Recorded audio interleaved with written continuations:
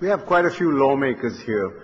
What role does legislation play? Can you legislate a lot of this to go green in terms of, I mean, yes. emissions is so yes. legislation is a very important part of the whole business. There's one simple solution that makes all of the other solutions much easier. And the elected officials here and the politicians here will be allergic to this solution. But I'm going to tell you what the secret is. Put a price on carbon. Reduce taxes on employers and employees. Reduce taxes on investments and on payrolls. And make up all of the difference with pollution taxes, principally CO2 taxes. This will clarify the choices. And let me tell you, if you did as a nation find the courage and wisdom to make that one change, you would clarify every choice in your marketplace about how to make this transition. You would simultaneously electrify the world. Electrify the world. Mark Twain once wrote, "Do the right thing. You'll astonish your enemies and gratify your friends." And you could really, Sweden has a CO2 tax. Norway has the best technology for capturing and sequestering coal. You've got a lot of coal. It's insane to burn it without capturing the CO2, but it's expensive to capture the CO2, unless you have a tax on CO2 and you get an exemption from the tax if you capture it and store it. The best process is in Norway. I went there to see it, and I asked them, thinking of the technology, "What's your secret? How do you do this?" They said, "Oh, we have a CO2 tax." Thank you very much. British Columbia in Canada, Quebec, other jurisdictions around the world who have broken the code have decided to do this. So that's what I would do. Well, the finance minister was just here. I think he left. He would have been very happy to hear that. More taxes. No, not more taxes. Or no. some less taxes. No. Revenue neutral. You make a macroeconomic decision about whether you want more taxes or less taxes overall. That's a different choice. And don't yield to the political fear that no one will understand revenue neutrality. Don't yield to that. Assert the ability of a free people to make complicated decisions when they're the right thing. We can do that. Revenue neutral. What you tax, you get less of. We tax work, and we don't tax pollution. We want more jobs and less pollution. It's not that complicated. Yeah.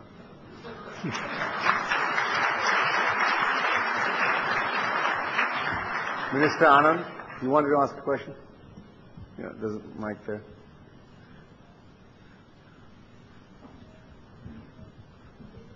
You should answer whether it's possible, CO2 tax. Now let me ask my question. Because Finance Minister has left and I would not like to step in for him.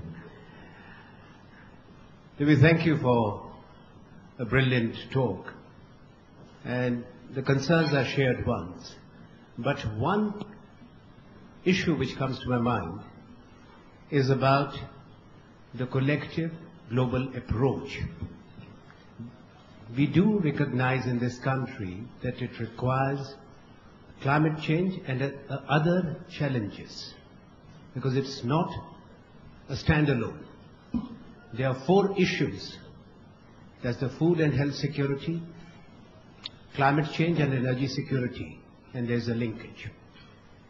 That there is a need of a global cooperative mechanism to address that. You refer to Gandhi. He had said 100 years ago, the linkage between poverty and hunger and climate change. And you refer to Satyagraha, that was, of course, not related to my question, but ironically 9/11/1906, the 9/11 has become a watershed date in our lifetimes for different reasons. Now, we have dehumanizing poverty in entire sub-Saharan Africa, in much of the developing world, and there is need for these regions to develop. How do we have a common but differentiated responsibility addressing the climate change? The turn of the century, the leaders of the world had met, especially the developed countries, had made a commitment to the Millennium Development Goals. What we should have achieved by 2015, 2008, we are not even 10% of where we should have been 7 years from now.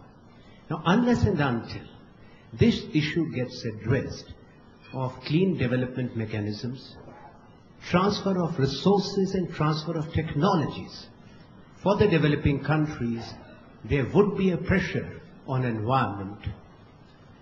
And we would like to hear from you, from your vast experience and your contribution, as to how do you view the present approach when even the transfer of 0.76% of the GDP of the richer countries to address these issues has not been met, though of course pledges are made. And at the same time, when we talk of carbon tax, you refer to that, and of course the carbon credits.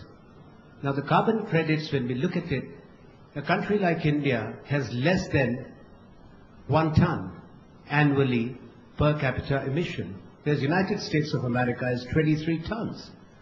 Guilty as charged. Next. What I'm saying that... Question, Anand. Yes, question. my question, yeah, I'm asking question in that.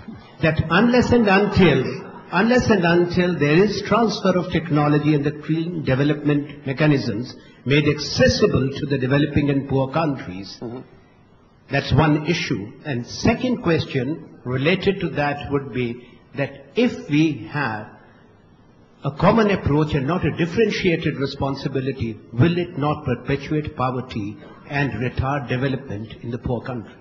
Well, I don't challenge the principle of differentiated responsibilities. I totally agree that countries like India and China that did not bear responsibility for having created this crisis in the first place and to this day have much smaller per capita contributions to it, I don't think for one moment that there should be common identical burdens and responsibilities. They should be differentiated, of course. But American decision makers need to be able to tell their voters that India and China are doing something that is effective in helping the world solve this problem. They don't have to tell them that it's an identical and undifferentiated responsibility. But now, back to the carbon issue. You don't have much money. Okay, fine. Then why do you subsidize carbon fuels?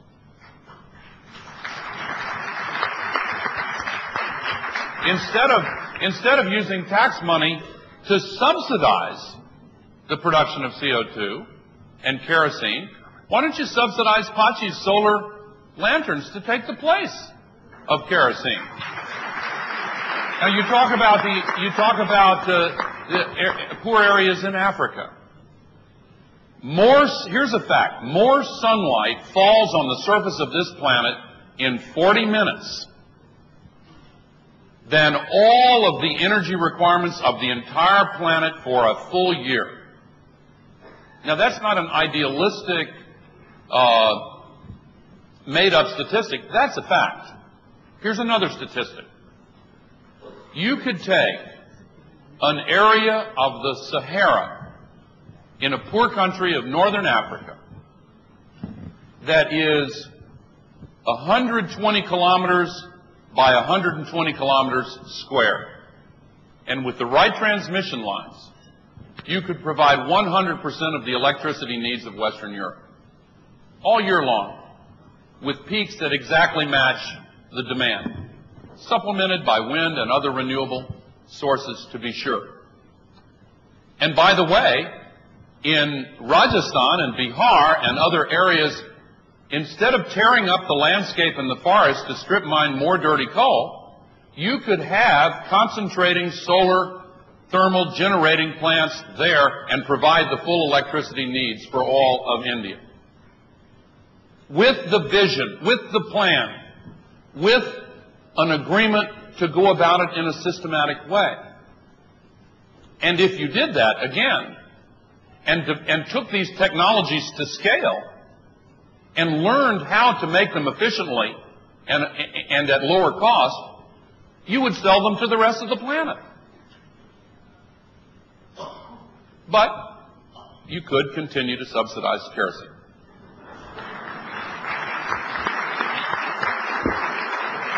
Amir? By the way, you can ask questions other than climate change, too. Mr. Gore has had a distinguished political career. I'm sure he has opinions about what's happening in America and the rest of the world. So feel free to ask that. Mr. Gore, I'd like to share a thought with you. I completely agree with all your observations about what's happening to our Earth. And what I wanted to share with you is because this is something that sparked off in my head after I saw your film and heard and read about what you had to say. And this thought that got me thinking is that in Indian philosophy, it's based on, one of the aspects it's based on is the three gods, Brahma, Vishnu, Mahesh. Brahma is the god of creation. It symbolizes creation. Vishnu is the god of sustenance. And Mahesh is the god of destruction. In Indian philosophy, we believe that whatever exists ultimately has to be destroyed. That is what we believe, which is why we have the concept of Brahma, Vishnu, Mahesh. I completely agree with all your observations, and in fact I have a thought which I want to share with you. And I feel that, like me as a human body, for example, at some point I'm going to die. At some point something in me is going to kill me. It could be a bug, it could be cancer, it could be anything. That is my Mahesh, which puts an end to me. Do you think that on Earth, which I think incidentally the Earth is a living being by itself, and I feel that perhaps we are the only creatures who are part of this life on Earth which are going against nature in every way. Animals are not doing that, trees and plants are not doing that. So what I want to share with you is, are we the Mahesh? Humans, are humans the Mahesh of Earth? Are we the force which is ultimately going to destroy Earth? Because I believe that Earth, like everything else, is ultimately going to be destroyed, whether it's today or tomorrow or whenever. Well, you may be shocked to hear this is the first time I've gotten that question.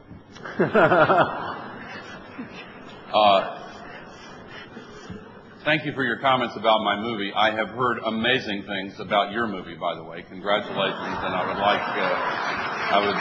would like very much to see it.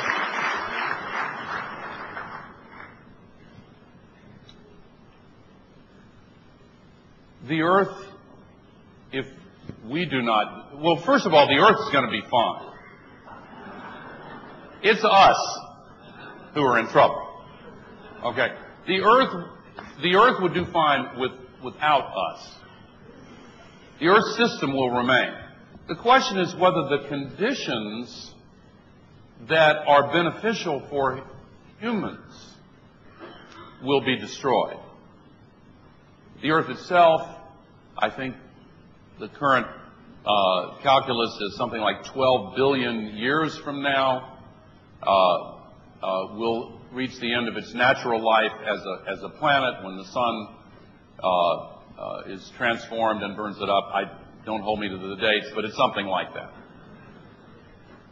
Let me offer a scientific analogy that combines creation and destruction. This is actually, I wouldn't have gotten into this except for the very thoughtful and deep question that you've asked. In 1979, it may have been 1980, the Nobel Prize for Chemistry was awarded to a Belgian scientist named Ilya Prigogine. He discovered a new law of thermodynamics. And since there are not many, that's a pretty big deal. He studies what are called open systems. Your body and mine are open systems. An open system, unlike a closed system, has energy flowing into it and through it and out again.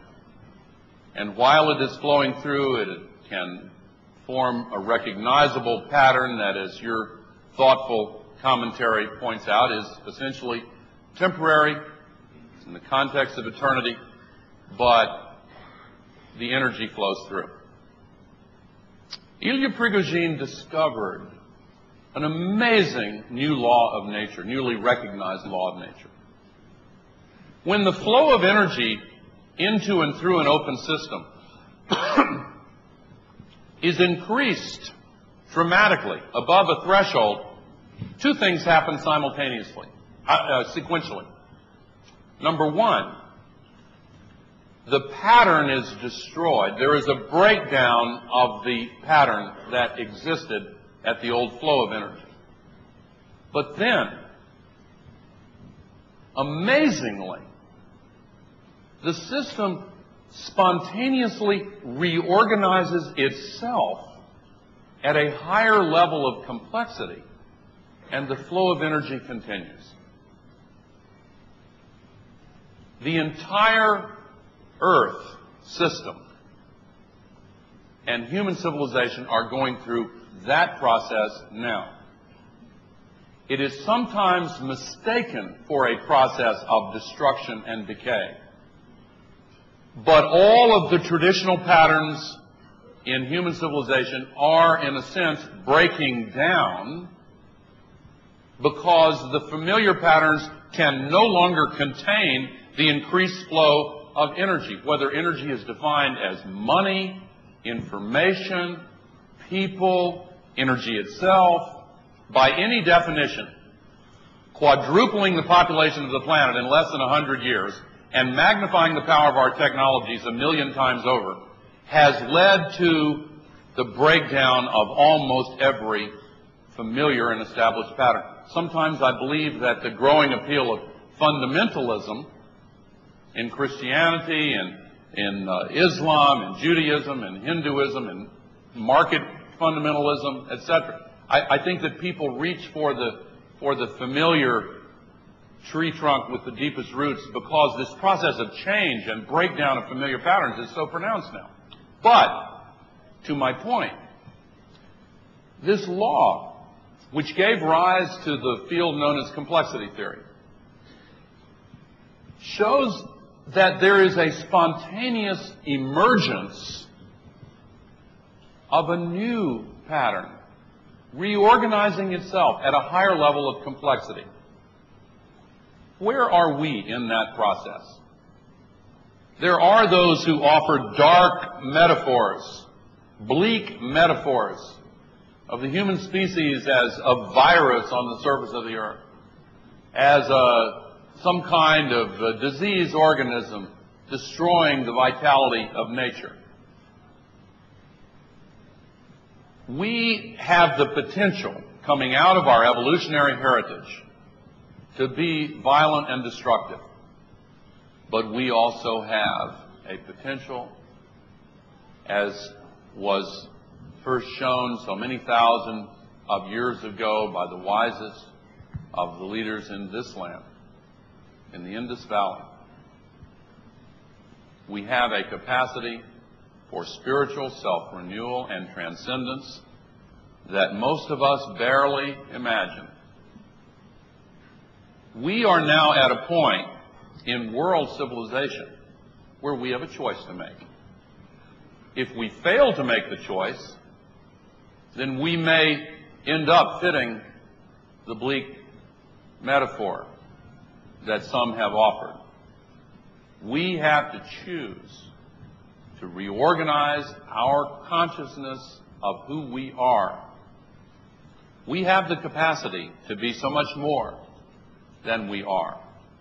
And part of the secret lies in reaching for this unity, moral courage, boldness of spirit, recognizing how high the stakes are, reaching out to one another, India, the United States, and reaching out to our children across the generations. They will ask one of two questions. The time will come Trust me on this. I don't know which question they will ask. It's a duality, as this discussion is. But not too long from now, they will look back at the early years of the 21st century, and either they will ask, what were they thinking? Didn't they hear Dr. Pachauri's IPCC telling them that the Arctic is screaming, that the Earth system is in dire jeopardy, and we have to act and stop putting 70 million tons of global warming pollution every single day into the Earth's atmosphere as if it's an open sewer? Didn't they hear the warnings that the Earth system was in danger of imminent collapse? Why didn't they act? Why did they condemn us to this diminished future? Or they will ask another question. And the one I want them to ask is, how in India and in the United States and elsewhere did that generation find the moral courage to rise and confront a challenge that so many said was impossible to confront? That's the question.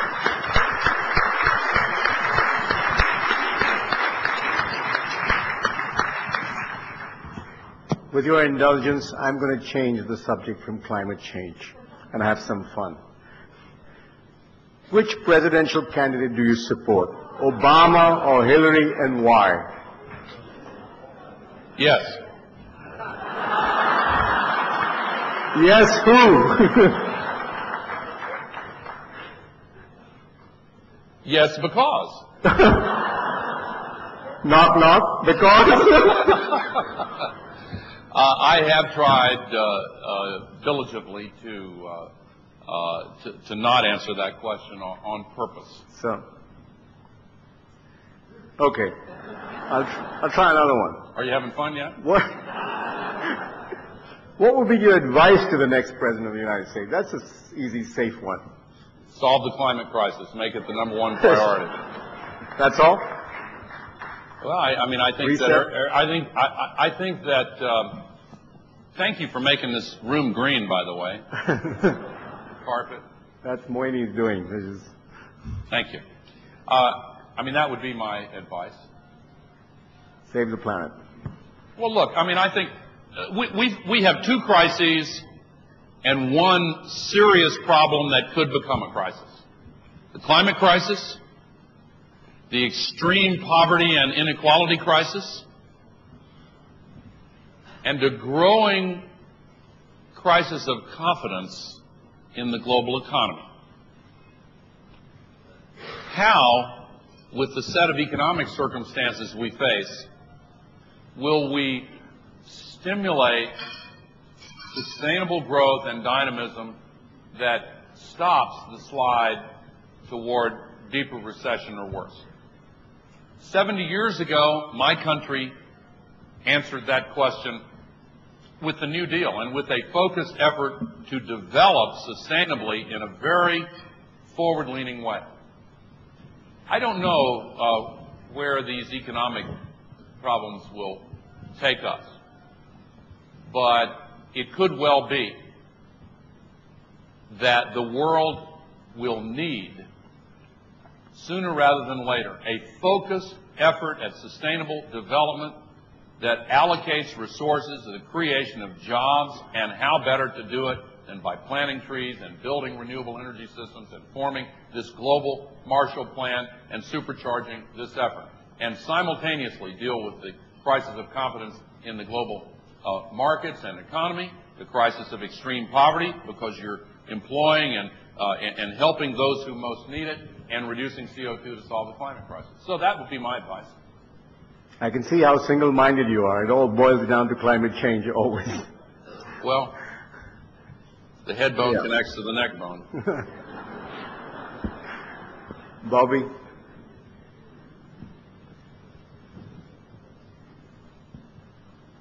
Mr. Gore, Bobby Cycle is my name. You said to us earlier that you addressed the House, the Indian Parliament, and you also met with our Prime Minister and spent 2 hours with him. What did the great leaders of this country say to you when you addressed the House about your quest for climate change, and what did our Prime Minister have to say? We're very interested to hear that. Well, the first meeting was not an open session, so let me just say that I was very impressed, and of course he has a distinct. I've met him before, and when I was vice president, he was part of a group that came to the White House, and I'm quite familiar with his experience and knowledge and his approach. I was very impressed with the exchanges that we had, and you won't be surprised to know we talked a lot about the climate crisis, and I thought it was a very, very thoughtful discussion. Similarly, in the Parliament, the Speaker, the Deputy Chair of the Upper Chamber, the Leader of the Opposition, many others were there, and I thought it was a really thoughtful discussion, and I know Dr. Pachauri felt the same way. I was extremely impressed. We dealt with these questions at a very sophisticated level, and I'm not saying I'm surprised by that. I'm really not, but I was gratified at the sophistication of the discussion. I had one, energy expert, Dr. Kirat Parekh wanted to ask a question.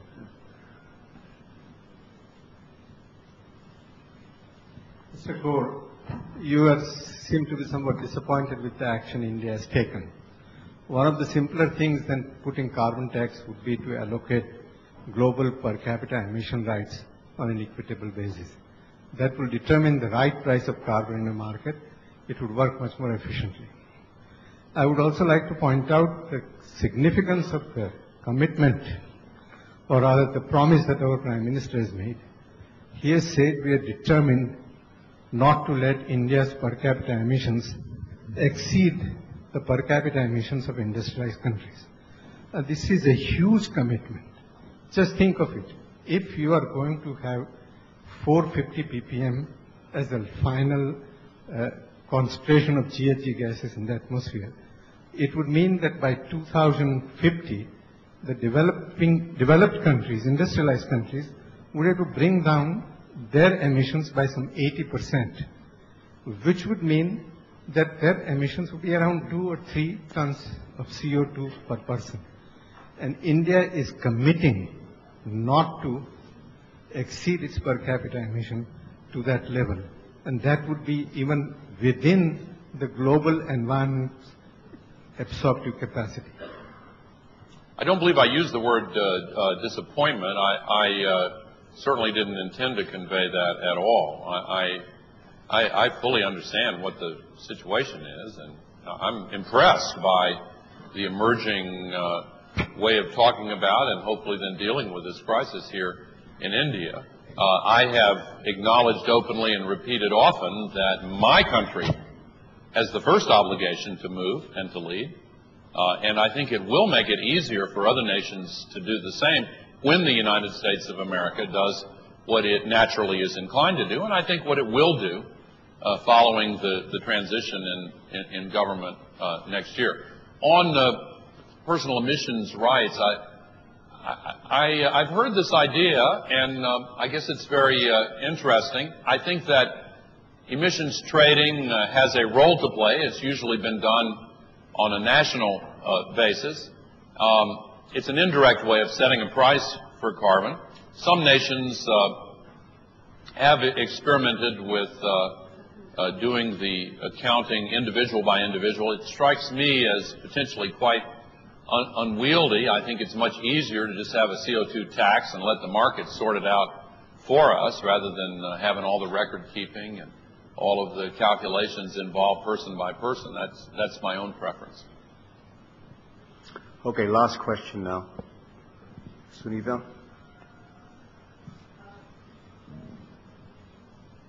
Oh, there's a mic there, please. He's coming, right there. This is a very prestigious platform, the India Today Conclave, but I do feel that the audience is a captive audience of people who are already converts, and at least 50% have seen your wonderful film. It's a very simple question I want to ask, which is really a continuation of what Ms. Bhullar asked, is that with people like yourself and Mr. Puri here, how can you disseminate the messages that you have given down, devolve it down to a country which is 50% of poor people and the rest of an audience that has not been here at this conclave? Thank you. A very important question, and that's one of the reasons why I made the movie and wrote the book. It's one of the reasons why my wife and I give 100% of the profits from both the movie and the book to a nonprofit foundation that further spreads this word. The Alliance for Climate Protection is focused single-mindedly on moving the United States and the world as a whole across this tipping point. We'd love to get help with that, by the way, the Alliance for Climate Protection.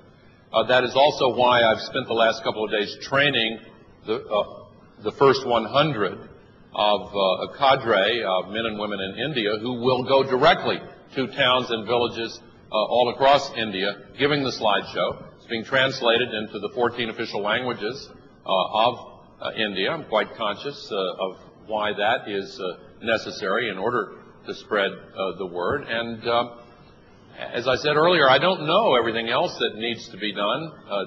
To answer your question, I'm trying to figure out what else needs to be done. But whatever it is, I'll try to do it. Wait, what?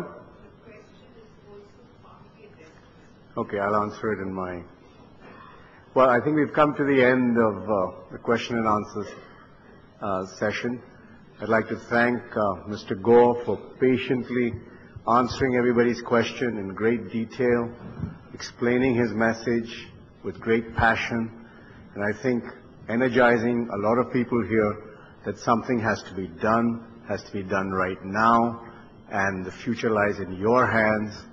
And I think one of the most important things is perhaps building up public opinion, which makes policymakers to pass legislation, to start taking this whole issue seriously. And I think he gave us a very good suggestion that India should take the lead. Why not? We are now on the global stage.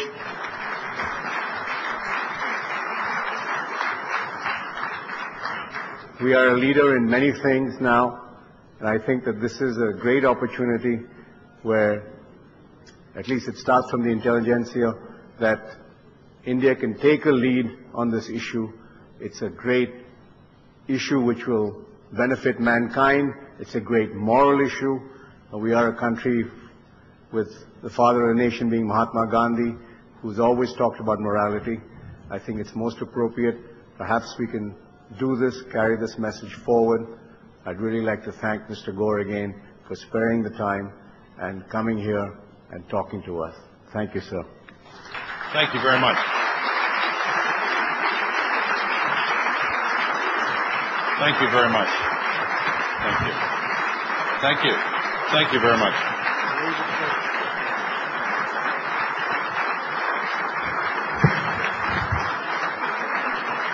I'd like to raise a toast, I think,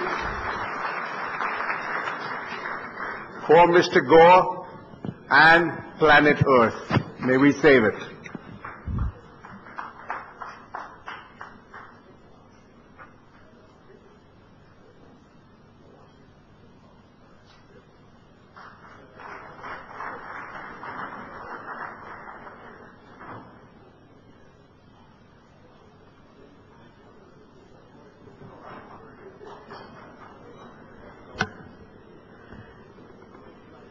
May I request the Conclave Director, Mrs. Mohini Vuller, to please come up and give thanks. Ladies and gentlemen, please take your seats.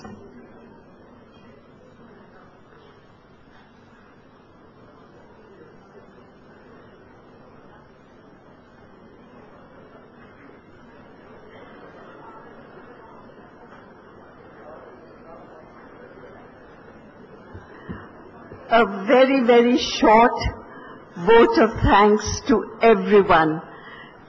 First to our sponsors who make this possible, then to all the speakers and session chairpersons who've given us 2 wonderful days of enlightenment, especially to Vice President Gore for staying on even though he has a very, very urgent mission back to the USA, and he's leaving immediately within half an hour.